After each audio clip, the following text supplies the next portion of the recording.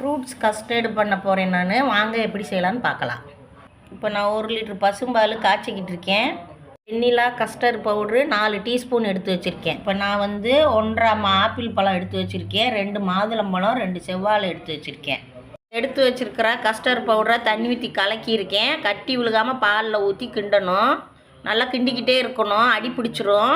நல்லா காஞ்சிருச்சு. நான் 200 கிராம் சுகர் சேர்க்குறேன். அதுக்கு அதை போட்டுட்டு நல்லா கிண்டணும்.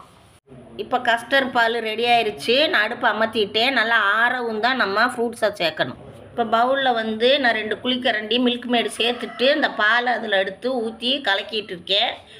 பழமெல்லாம் நான் எடுத்து போடுறேன். ஆப்பிள் போட்டிருக்கேன், செவ்வாழை போட்டிருக்கேன், மாதுளம்பழமும் கிரேப்ஸும் இப்போ நல்லா கலக்கிட்டேன். ஃப்ரூட் கஸ்டர்டு ரெடி ஆயிடுச்சு. இது ஃப்ரிட்ஜில் வச்சும் சாப்பிட்லாம், ப்ளெயினாகவும் நம்ம சாப்பிட்டுக்கரலாம். லைக் பண்ணுங்கள், ஷேர் பண்ணுங்கள், சப்போர்ட்